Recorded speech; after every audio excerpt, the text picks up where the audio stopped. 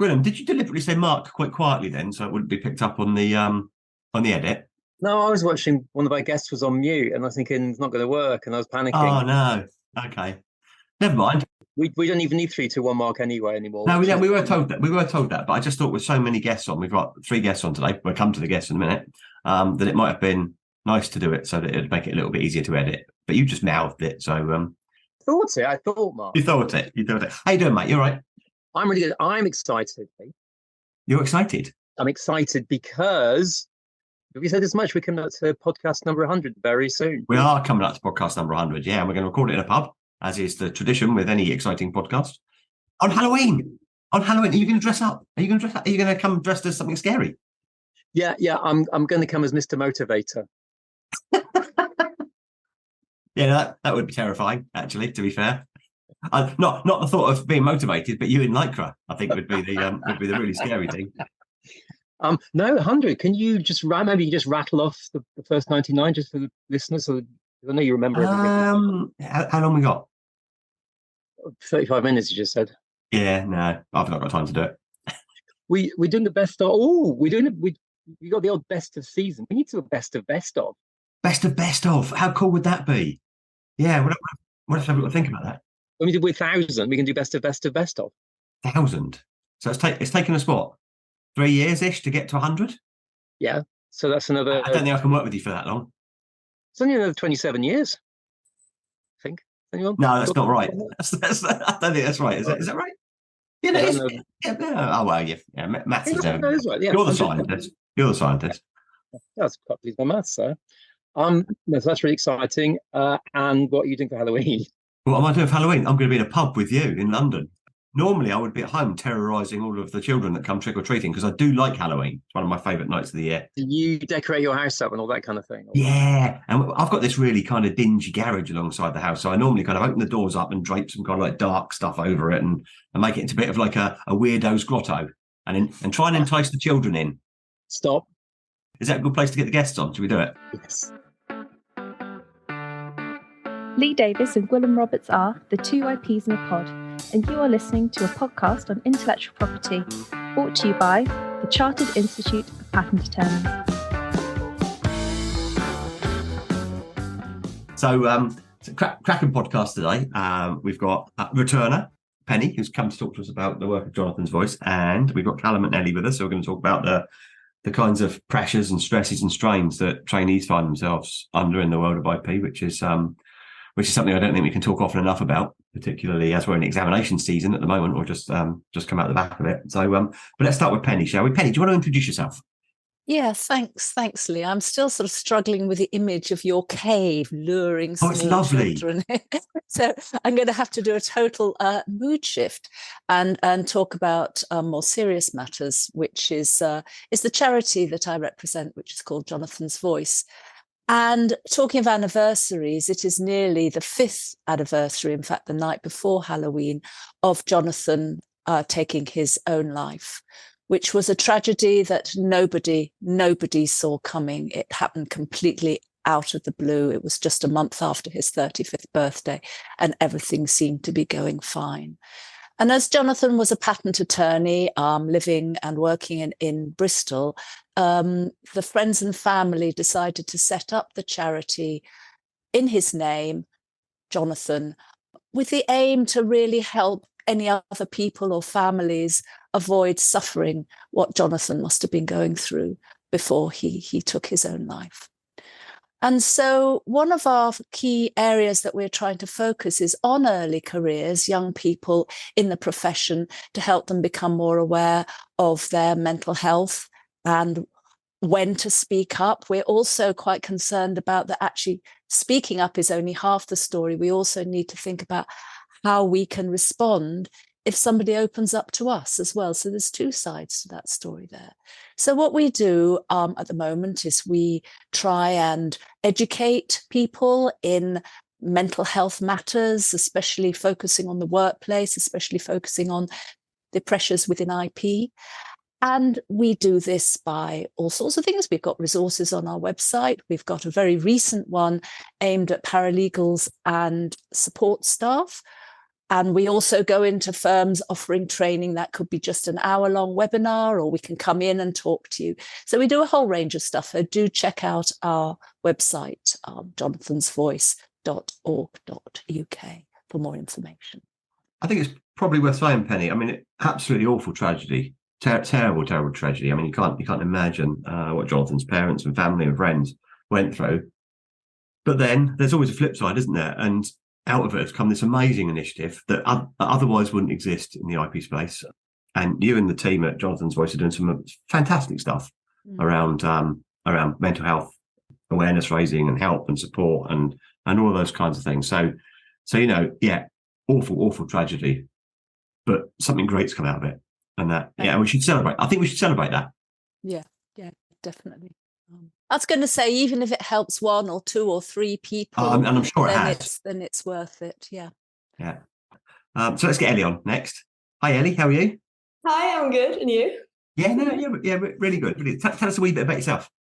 So I'm Ellie, and I work as a technical assistant at Dehns, and I'm based in Oxford. And I joined the chemical team just about a year ago now. Yeah. And where are you career-wise at the moment? Where are you in the examination phases and all of that kind of malarkey? So I've done my Bournemouth postgrad certificate in intellectual property law earlier this year. So for now, it's a bit of a break from exams until my pre-EQEs in a year and a half. So I get to focus more on drilling into, getting hands-on experience at work at the moment. But yeah, exams went well. And the Bournemouth course, that's kind of largely in person, isn't it? And a bit of remote and stuff. It was hybrid, so It was during the week, it was remote, and then we had 3 weekends away, which was quite nice because it was Thursday to Saturday, all day lectures, and that's actually where I heard of Jonathan's Voice for the first time. Wow, that's cool. Because I was going to say, I think one of the things I think that's probably a little bit of a shock to the system when people come into IP to train is how isolated it can be. You get off into a firm, and if that's a small firm, you might never leave it in terms of your training. I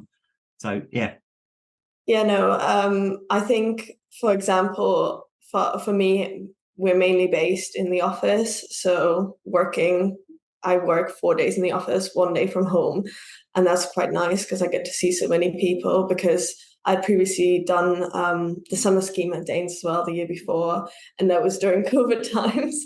So I was just at home alone, and that's obviously, that time was tough anyway, but just being by yourself in something that is at first very overwhelming, especially as a placement student. So I really value that I can be amongst my cohort and amongst all the other TAs here in the office most of the time, most of the week.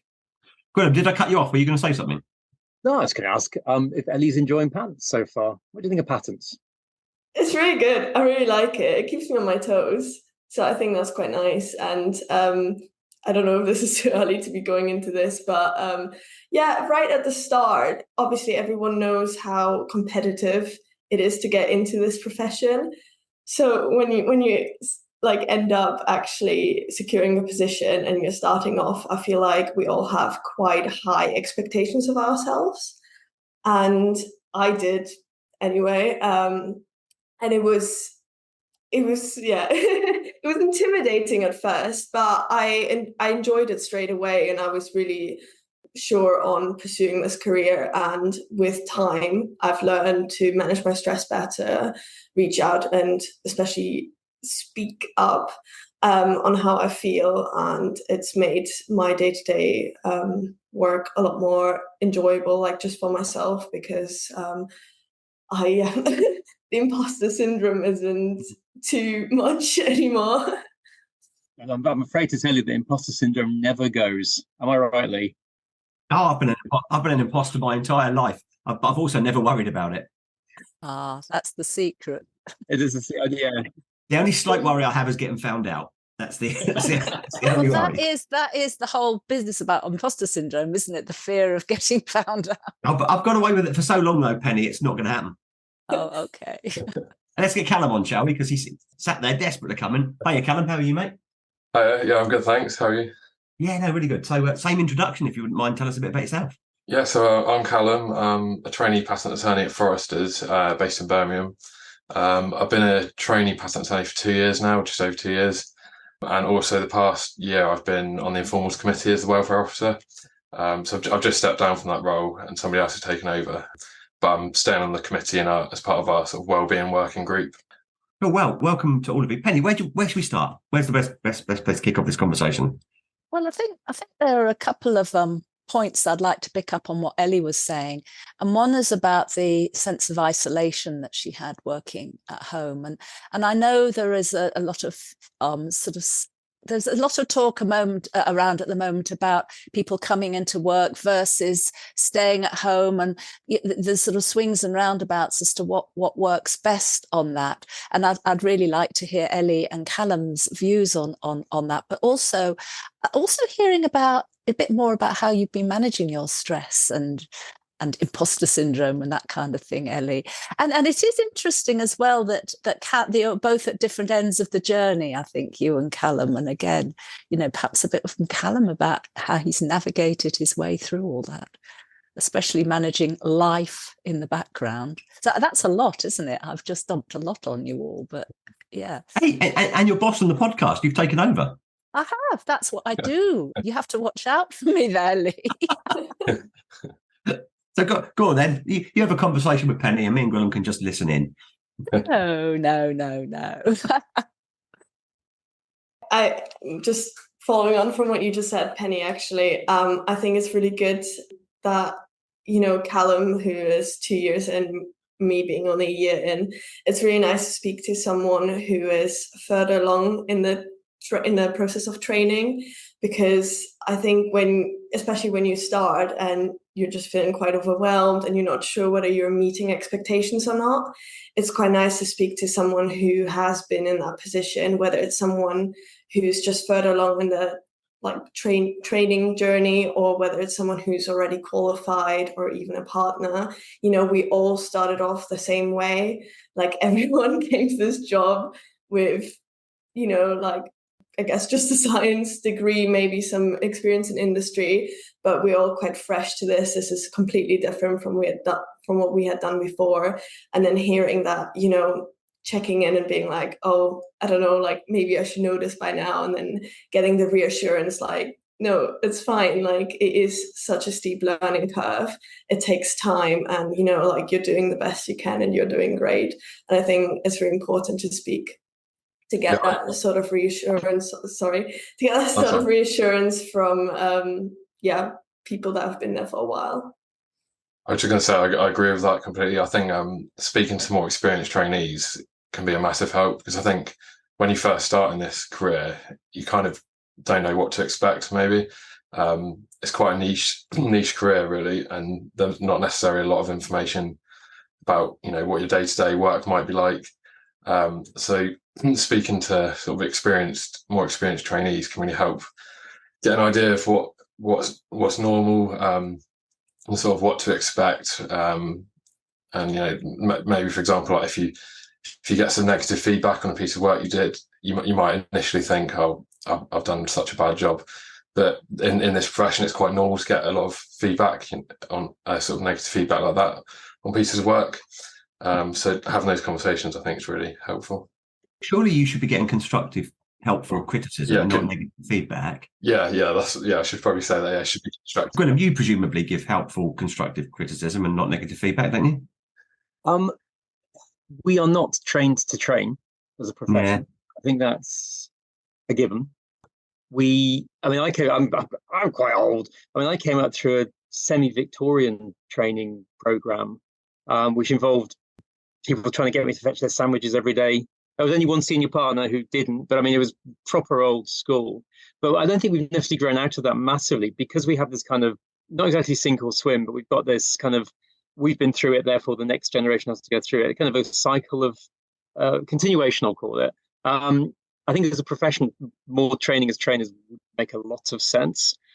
If anything, I err the other way a little bit, which I tend to let people have a lot of leeway.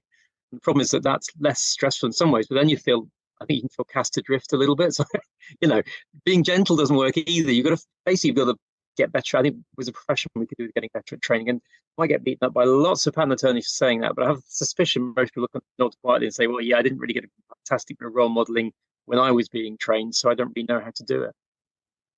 I think this is why conversation is so important, and providing feedback to your, superiors, signatories, supervisors, because if you're feeling, I don't know, if you're feeling unsure, or just, when I was really stressed, I sought feedback from my supervisor. I'm like, look, am I just taking way too long time on this? Should I be working a lot faster? Instead of just sitting in the dark and being like, I should really be doing this a lot quicker or something, I just sought conversation. And I was immediately reassured, I was hurt, I was hurt that I felt that way. And, I was met with a lot of reassurance that my doubts were absolutely, in a way, quite unreasonable. Not that the way I was feeling was unreasonable or, not valid, but just, that I should be kinder to myself. That's quite hard for you to identify that yourself and reach out. It's interesting what you were saying, Gwilym, about the training. And I'm thinking that maybe there's a bit of noise about this idea of reverse mentoring. And maybe that would be helpful in this kind of situation where the younger sort of generation, as it were, speak to the older generation about what would be helpful for them, what they would need. So you're hearing it from both ways. I mean, what do people think about that as an idea? My initial comment is, it's a funny one, isn't it? Because normally reverse mentoring is to experience something you've never experienced. So something from a different culture or from a different social grouping or something. The issue I potentially have is that it's more about being reminded, because we've all been there. But it's the same point. I mean, do you remember how one should be reminded how one felt a year or two in, when you're quite right, guys, it is daunting. If I can be positive about your trainers and the patent attorneys there, it's because we know you're going to make it. So in a sense, we just think, yeah, of course, a bit tricky at the beginning, but you guys are going to be fine. You'll be good. People get through the exams. You're clever. You'll be okay. So in a sense, there's a kind of a nice positive vibe behind what's going on. But if you're not hearing that, you're not talking about it, then it's going to give you some stress. So again, I think you're right, Penny, that kind of the conversation saying, yeah, but do you remember how you felt when you didn't know what you were doing and you just kept getting told, no, that's not quite right. So that's a really good idea. I can talk a bit more about the isolation point as well, if I may, because I think one of the issues we have at the moment is a conflation or a concatenation or something. We had over the last 3 or 4 years, we've had a whole bunch of things coming together. So the training experience has always been it's a difficult one. You're on a humongous learning curve and everything. But of course, we had on top of that a huge period of enforced isolation for everybody. And I've always felt that it hit certain kind of age groups and certain sectors much harder than others. And one of the groups that hit hardest was definitely people in the early stages of their career, possibly living away from home, probably not in a nice big place, so working off a kitchen table, possibly just starting, so you don't have that kind of social capital that you built before. And I think that then has compounded the other stuff as well, so you're not getting that feedback. Because maybe, I think from what you're saying, Ellie, it's quite useful just to sit down with another trainee and say, are you finding this difficult too? Yeah, for sure. Do the informals get together and chat to each other? I mean, is that something that you guys have been building?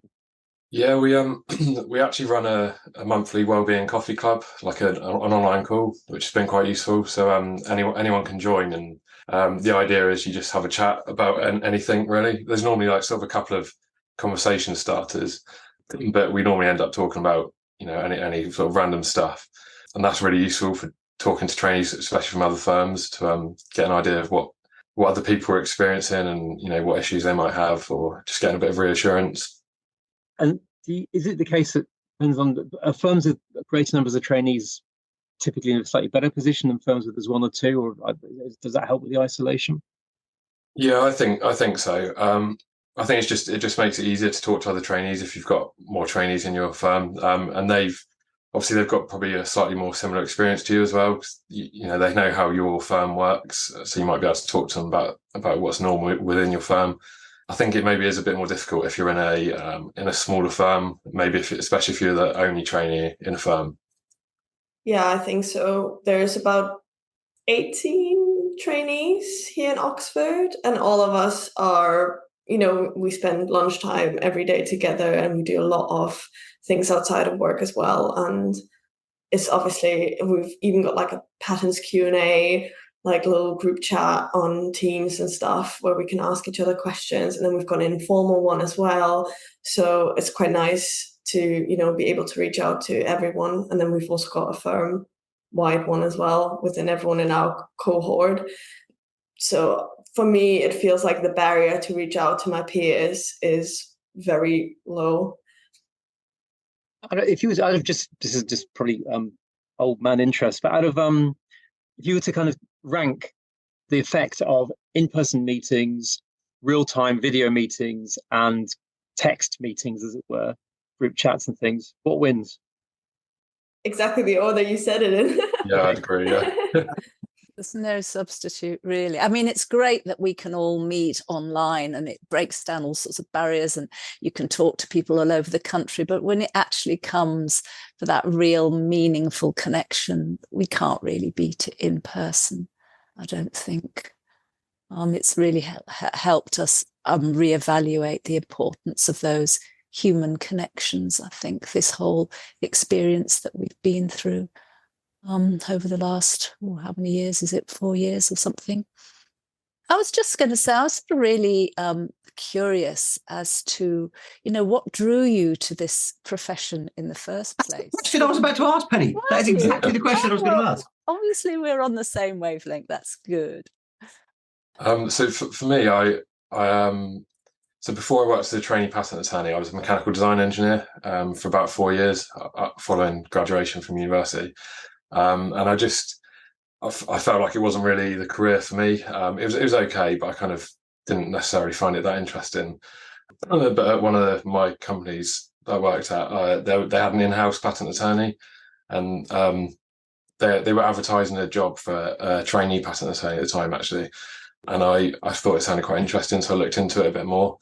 And then from there, I ended up starting in this career.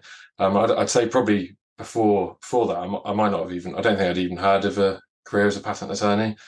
But yeah, once I'd looked into it a bit more after hearing about that job role, I thought it sounded really interesting, especially working in different technology areas. That's one of the things I like the most. Whereas in my role as an engineer, I was kind of stuck in one area.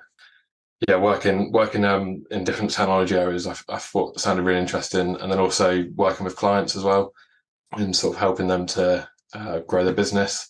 So I thought it was a good mix of technical understanding and also commercial aspects as well. For me, at first, I had actually come across a patent attorney quite a few times because one of my best friends from home, her dad is one, but it's just in my head, I had no idea that a patent attorney had a science degree. So I knew that she was always like, oh, my dad loves his job. And I feel like you don't hear that often these days, that people love their job. But I was like, oh, that's cool. He's a lawyer. And then basically in my final year, I was doing my master's research in Edinburgh, and I was in the lab all day, every day, and I was weighing out the same sample size all day, every day. And it was just getting very repetitive and very slow. So I had like one breakthrough in that year, and that got me really excited. But then it went back to weighing out the same sample every day. So I looked into alternative careers and I actually came across patent law. And I was like, oh my God, I can actually do this.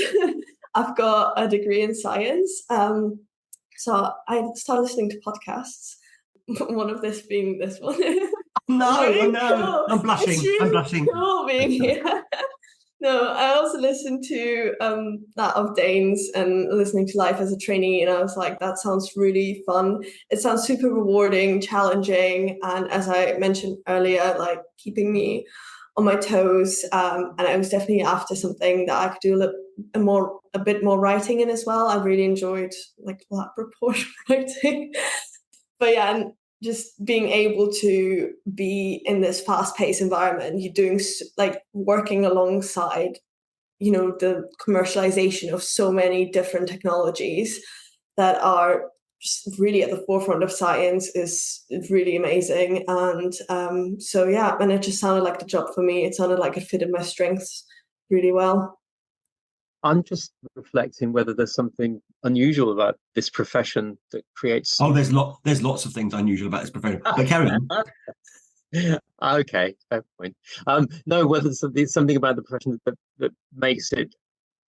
Every new job is going to be stressful, right? And those professional jobs. I mean, I'm sure you're going to law or accountancy, other professions, you're going to have those stresses. I'm just wondering what our special stresses are, perhaps. Lee, go. Oh, can I offer one insight into that? If you're going to add on 2IPs the podcast why patent attorneys are weird, you're not going to bring a lot of new listeners in. Just letting you know. No. It was about so I think it's a really interesting dynamic. So I think if you're going into general law, if you're going to be a solicitor or a barrister or any of the other regulated legal professions, or if you're going to be an accountant or wherever it might be, you go into that profession as your kind of first phase of learning after the compulsory bit that you've done. So you get school out of the way, you maybe go and do A-levels and stuff like that, and then you're immediately thinking, which higher education course, which university do I go to get me into being a solicitor or being a barrister or being an accountant? This profession is entirely different, because what we do is we look for people who have already been through that initial phase in their education, their professional education. They've gone to university to a high level and become scientists and become technologists and become engineers. So they already have a sense of professional identity. And what we then do is we look for the best of those and we bolt on another professional identity. So we say, okay, so now you're going to become this hybrid, this engineer lawyer, this kind of science attorney. And I think that brings with it a particular set of stresses and strains, and that is about the very heart professional identity. What is a patent attorney? Is a patent attorney a scientist first, an engineer first, or a lawyer first, and all of those kinds of things? So I've got quite serious here, Gwilym. I have a real passion about understanding professional identity, and I think we need to do more of that in CIPA. I think we need to spend more time thinking about what it is a new career patent attorney looks like, having already acquired this set of skills and knowledge and experiences from a previous life. That's me done. Lee, there's a reason why you won the award of CEO of the year for a membership organisation. This is it. You see, you think about stuff. I think too much about stuff, but yeah. I thought you guys. One of the things I strongly remember was the transition from the general certainty of scientific questions and exams to the grey, opinion-driven life we now live in. We say we don't know which way it's going to go, but I think it might go this way. And if you find that stressful, I still do. Yeah, definitely. I think for me, especially having done 4 years as a mechanical design engineer as well before I started as a patent attorney, I found the transition from sort of an engineering mindset to a kind of law mindset quite difficult. Getting used to learning different bits of the law and how to apply them, and like you say, it can sometimes be a bit subjective. Whereas engineering, it's normally sort of quite it's like you're either right or wrong. So yeah, I think that is one of the main challenges is kind of shifting your mindset from a science or engineering mindset to a mix of science and engineering and law. I was struck because the trouble is with my job is you only ever hear the downsides. You only hear when people are suffering and miserable and thinking about what's making people unwell or struggle. And it's really lovely to hear the kind of excitement that kind of oozes through. And I was looking at they were I think they're sort of redesigning some exams, and I was looking at them to give some feedback. And I thought, wow, what a great job. That was my feeling, looking at all these fantastic, exciting skills. Because I was thinking to myself, why would anybody choose this really stressful, hideous profession? And then I could really see all the pluses, all the excitement. But I suppose what the downside is there are such high stakes. It can be very, very high pressure. And from what I gather, it can feel quite relentless. That, there's one thing after another. So you've got to feel maybe on top of your game all the time. I don't know. And maybe that creates stress, especially if you feel there's other stuff going on in your life or you haven't got the right support. I don't know. I mean, what would you say were the sort of biggest stresses? Yeah, no, definitely. I agree with everything you just said. I think it's really important as well to be organized in this profession rather than anything else for like stress, because the more organized you are, because obviously this profession is so deadline driven, right? So like if you can organize your work and you can stay on top of things and avoid high stresses in the first place, and also just regularly, like for example, I do a lot of exercise. I try and go out on lunch, go for a walk, see the sunlight a little bit, like stay active, like eat reasonably well, just to feel like I'm like do preventative measures. But yeah, I would say deadlines and self expectations are probably the biggest, or like poor time management as well are the biggest stress factors.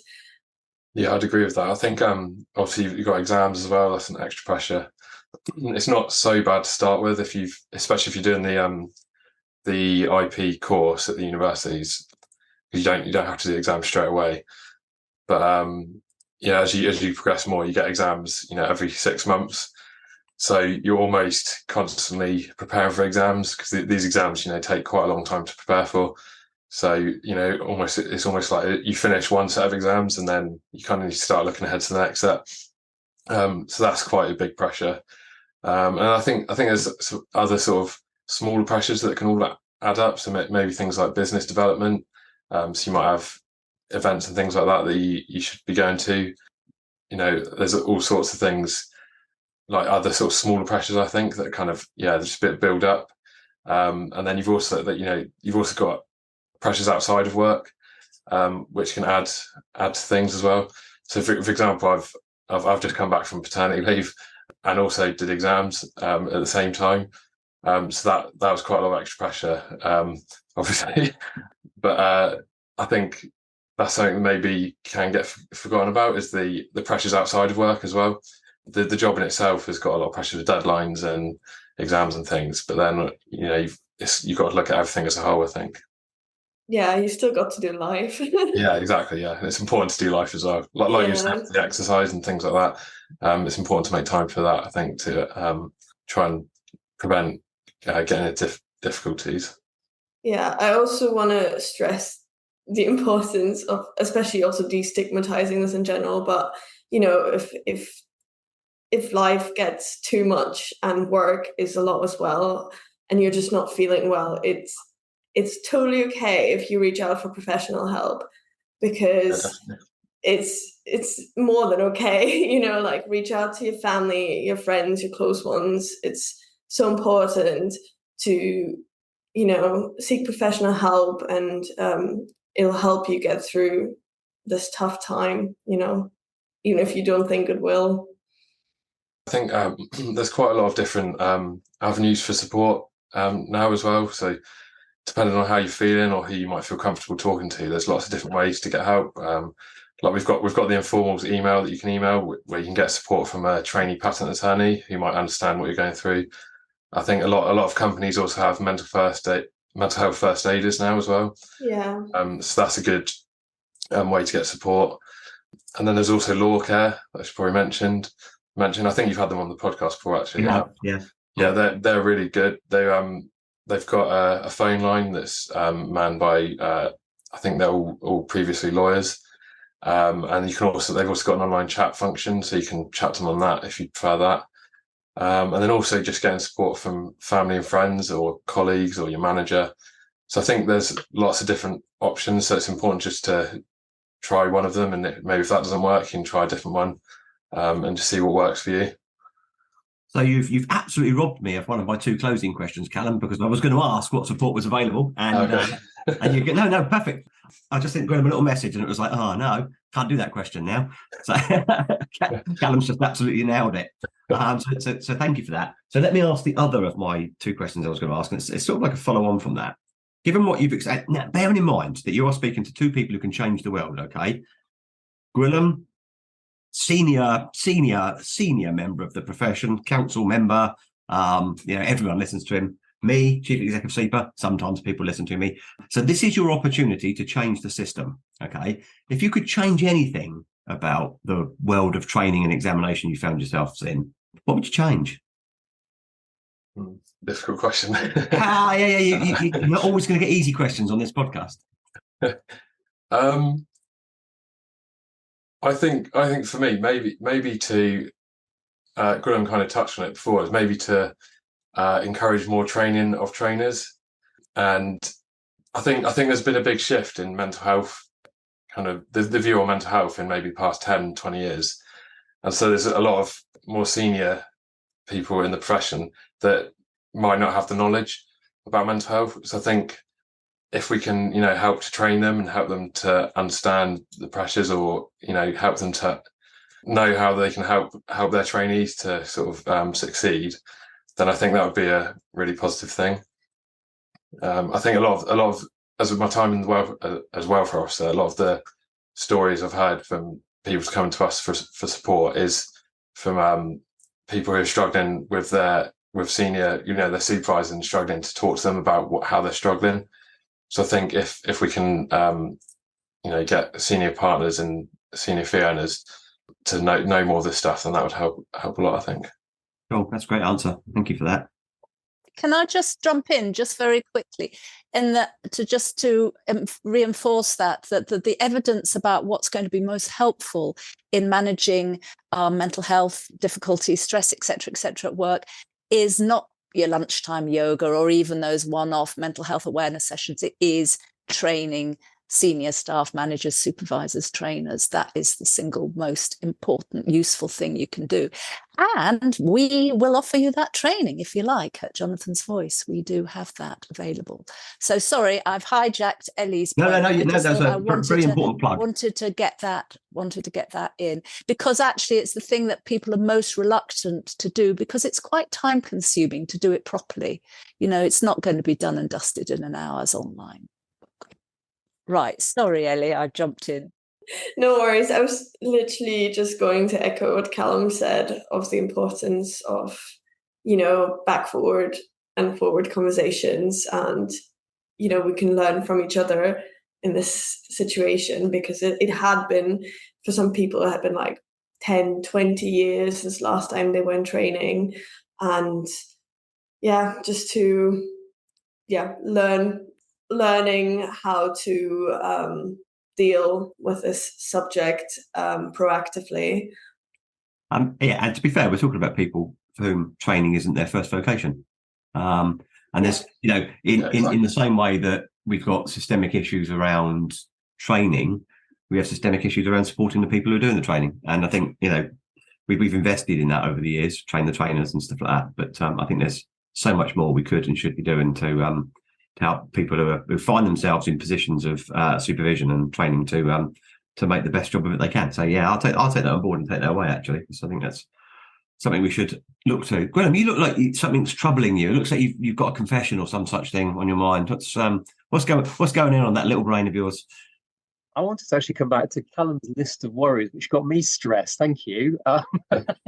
Sorry. No, you're fine. You're absolutely right. There are so many things. So I've got a little list of the main ones you mentioned, I think. So you started with deadlines, and both of you mentioned that. You're absolutely right. I'm going to shout out to Mark Smith, who was trained with me years ago and is now a fantastic attorney, and also lead guitarist of the Black Keys office band, of course, as well. I remember him coming in as an ex-engineer saying, I had no idea that my entire job was basically diary management. It is a stress. I would say that, I don't know, maybe it's not a scientist thing. We do love a deadline, and we do love working up. Learning that discipline of getting stuff done before you have to.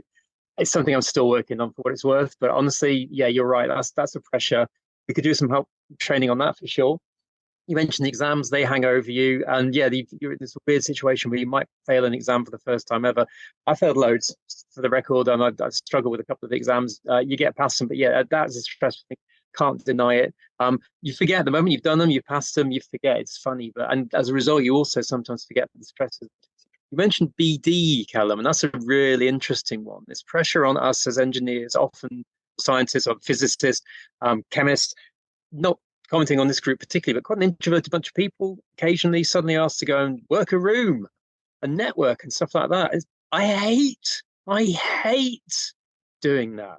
Oh, it's all that's exactly the same. Can't stand it. Yeah, but yeah, and what I've always felt there is that it's actually ridiculous to ask people to work a room if you're, excuse my language, if you're not very good at working rooms. What we need to do is to find other ways of doing BD that fits your skill set and what you can do. And I think that's something that I'm absolutely sure that all the great firms you guys come from will definitely have, because there's so many other routes. For example, you mentioned writing. I mean, writing content is actually gets far more people than you'll ever meet through working in a room, which, by the way, is A, overrated, and B, doesn't work anymore anyway. My next point is about this thing about training the trainers again. And I think reminding us what it was like. And I think certainly for my generation, I'd come to the exams in the early 90s. As I'm sure you hear all the time, mental health wasn't something one talked about. It was something that was a massive admission of weakness and would probably make your firm think, is this the right person to be in the business?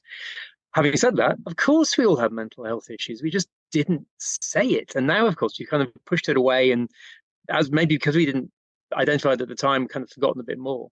And again, Penny kind of reminding the trainers that, hey, don't you remember? You were there. Do you remember you felt? Maybe you didn't label it, you didn't give it the name, but you had all kinds of issues back in the day. Be more, no. Remember that. I think it's really important. Finally, sorry, Lee, I got a paragraph here, not a sentence. Yes, I didn't think you were going to unload like this. I was paying attention. I was listening. I was reflecting. It's all, I remember some tough times doing all this. The other one is actually just the positive thing, good, positive, exciting things, and my professional revelation. And it's actually not in the last 5-10 years, I'd say, of a 30+ year career, when I found a way of managing that grey area issue that has helped me massively. That one about, do we infringe or don't we infringe? Should we send this product out? Shouldn't we send this product out? And you go, I don't know what's going to happen. I've got to guess the future. And I, talking more to kind of senior management, they didn't want to know should or shouldn't they do it. They wanted to know what the risk attached to it was. And I understand that.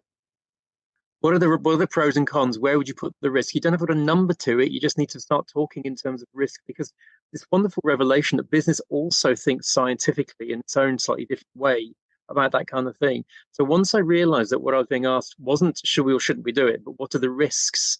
And should I take that risk? It was a completely different question for me. It's a tiny, subtle change. But once I got that little professional revelation, that has helped me massively in the last few years to get hold of it. And it's because Penny, I've mapped our world to the business world in a sense.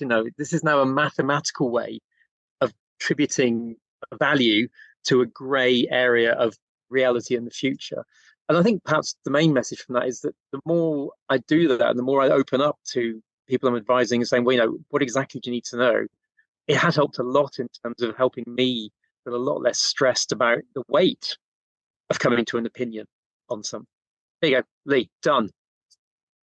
Well, Gwilym, one of my jobs on this podcast is to kind of keep time. Yeah. And I'm conscious we're 50 minutes in now or thereabouts. So well past where we normally go, which must mean that we've been talking about really interesting stuff, or it might mean that we've just had an extraordinarily long monologue. I don't know. That's for the listeners to judge, isn't it? But thank you for that. Thank you for that contribution. I should always value everything you say, and I do, obviously.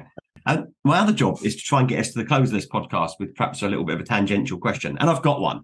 It's taken me a little while to get there, but I've got one. So yeah, Callum, Ellie, Penny, what happens now is I'll ask Gwilym a question. That gives you enough time to think about your answers. Okay, well, he ruminates over his, so you then get the same question, and then I'll pretend that I've forgotten that I've got to answer as well, and then Gwilym will ask me at the end. It's just kind of what we do. I know what Gwilym's answer is going to be, because I wanted to keep this a fairly straightforward question. So, mate, you're stressed out. Okay, you've reached maximum stress in your life as a patent attorney. You can't take it anymore. You can go and do any other job in the world that you want. You're still going to earn kind of good money. Your family life is secure and all of those kinds of things. And nothing changes apart from your job to get away from the stress of patent attorneying. What are you going to do? So I'm not a patent attorney, but I have a job. So your point. Yeah. What you can now have whatever job you want. Oh, I want to be a promotions person for the band. Yeah, I knew it'd be something in that sphere. Yeah. Do you know what they actually do? Not a clue, but Okay. I've got my own version of it, which I really enjoyed doing. So I'll stick with that. So some kind of romantic imagining of what that kind of role is. Yeah. So where should I go next? Should I go to Penny next? Yes. you can come to me. So I'm actually in this lovely situation where I'm kind of semi-retired and I'm loving this podcast thing. And I have a friend who's brilliant at teaching creative writing. And I've been mooting with her that perhaps we should develop some podcasts around that so she can share all her skills on that.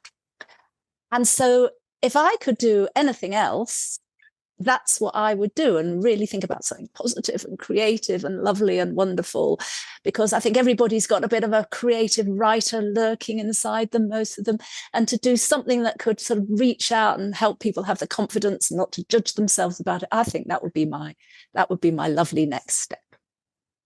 Yeah, all I would say is don't underestimate how hard podcasting is. It's really difficult, Gwilym, isn't it? We've worked long and hard to get this to seem natural and all of those kinds of things. Oh, the hours of preparation that go in for everyone, the detailed research, the script that Lee and I stick to assiduously. Absolutely. Callum, what are you going to go and do? Any job you want, mate? I think it's a bit random, but I'd want to be a baker. I'd open a bakery. I think I love baking, and I think, just open a bakery in some small village, and it'd be quite relaxing, I think. And everyone loves going to a bakery and getting a cake or something. So I think it's quite fun. Yeah, absolutely get that. Ellie. So I would love to be, not that I have the skill for it, but I would love to be a professional rock climber. I do rock climb. I do rock climbing in my free time whenever I can, and I just love being outside in nature climbing. It makes me feel free and calm and relaxed and just so in tune with nature and the beautiful surroundings. So that would be really cool. I now can't answer the question, Gwilym, because I always think it's good to end on a cliffhanger. And Ellie's just given us a cliffhanger. Oh, very good. Very good. Lee, if you say anything other than fisherman, I'm going to be amazed. I would love to go and buy, probably in North Wales, a little bed and breakfast. And just run that for the rest of my life, just kind of cooking breakfast for people, knocking up some half decent meals in the evening and having a little bar, maybe with a dartboard. And, I'm musically inept, so I can't have a piano or anything like that. And just be the host. Spend the rest of my life being the host. Yeah, I'd like to bring these together, Lee. And so basically, Callum, can you provide the bread and baked goods, please? If that's okay. Yeah. Ellie, if you guys are up in North Wales, then you're obviously near Snowdonia. So if you could run the climbing club. Penny, you can podcast regularly about Lee's adventures, and I'll provide the band. Brilliant. Absolutely brilliant. Yeah. Perfect bit of coordination at the end, Gwilym, as ever. I'll thank you all for coming on. It's lovely talking to you I know we've made light of it at times during the podcast, but serious subject. And I think hopefully we've done it justice through your experiences and also through the support that's available, not just through Jonathan's Voice, but all of the other agencies, the informals, Law Care, others that Callum so kindly took us through. So thanks for your time.